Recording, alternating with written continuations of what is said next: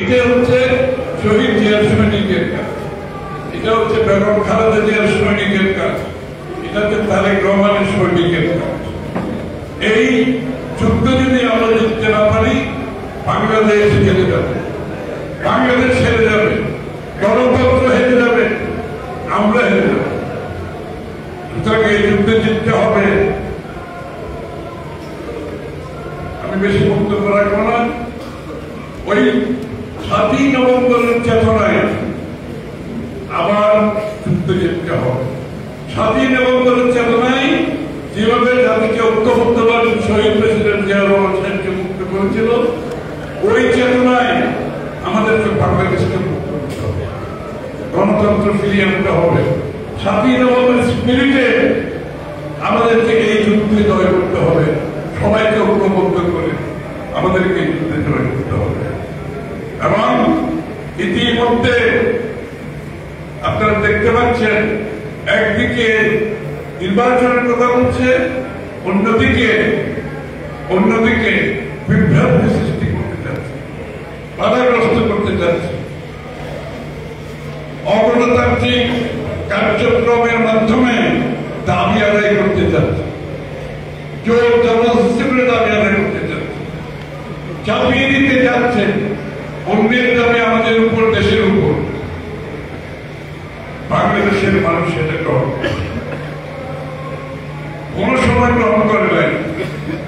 কারণ কিছু থাকলে আপনার নির্বাচনী ম্যানিফেস্টোতে নিয়ে জনগণের কাছে যান, আলোচনার উপর চাপিয়ে দেওয়ার চেষ্টা করবেন, ওই জোর জবরদস্তি করে শেখ হাসিনার পথে চলবেন। আপনার মতামত আপনার জন্য, কিন্তু জনগণ সিদ্ধান্ত নেবে তাদের পক্ষে, কার মতামতে, কাদের ম্যানিফেস্টো দেখে, কাদের আগামী দিনের কর্মসূচি দেখে, রূপরেখা দেখে কাদেরকে নির্বাচন। এই জন্য আমরা কিন্তু, আপনারা লক্ষ্য করেছেন, আমরা কারো মুখোমুখি হচ্ছি না, আমরা কিন্তু কোন সাংঘর্ষিক রাজনীতিতে যাচ্ছি না। কারণ বিএনপি গণতন্ত্রে বিশ্বাস করে, এই জন্য আমরা অনেক কিছু গ্রহণ না করেও সহ্য করে যাচ্ছি, গ্রহণ না করেও সহ্য করে যাচ্ছে। কারণ গণতন্ত্রের সাথে বাংলাদেশের মানুষ সিদ্ধান্ত দেবে। সেই জন্য আমরা একটা সহনশীল রাজনীতির পথে চলছি। কারণ বাংলাদেশের রাজনীতিতে সংস্কৃতি বদলাতে হবে। সকল সংস্কার করে কোনো লাভ হবে না যদি রাজনৈতিক সংস্কৃতি পরিবর্তন না হয়। আমাদেরকে সহনশীল রাজনীতি করতে হবে, অন্যের মতামতের প্রতি সম্মান দেখাতে হবে, শ্রদ্ধা দেখাতে হবে, দ্বিমত পোষণ করেও শ্রদ্ধা জানাতে হবে, দ্বিমত পোষণ করেও অন্যের মতের প্রতি সম্মান দেখাতে হবে।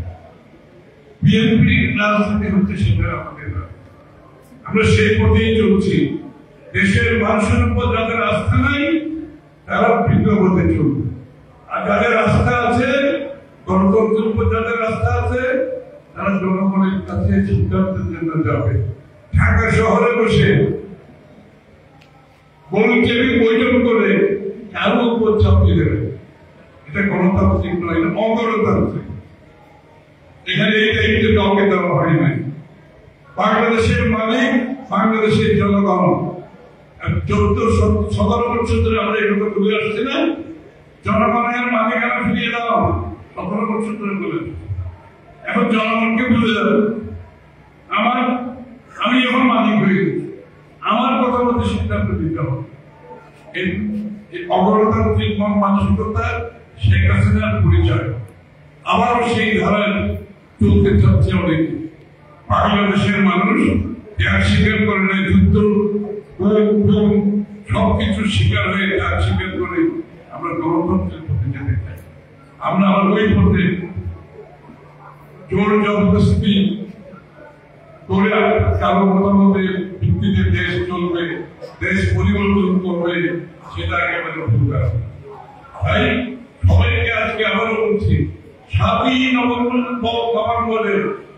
নভেম্বরের স্পিরিটে আমাদেরকে জাগ্রত থাকতে হবে, দেশকে বাঁচাতে হবে, এই গণতন্ত্রের যুদ্ধ জিততে হবে, গণতন্ত্রকে মুক্ত করতে হবে স্বৈরাচারের কাছ থেকে। গণতন্ত্রকে মুক্ত করতে হবে অগণতান্ত্রিক শক্তির কাছে। এটাই বিএনপি, এটাই বাংলাদেশের গণতন্ত্র এবং বিএনপি। আমি আগেও বলেছি, হাতে হাত মিলিয়ে চলতে হবে।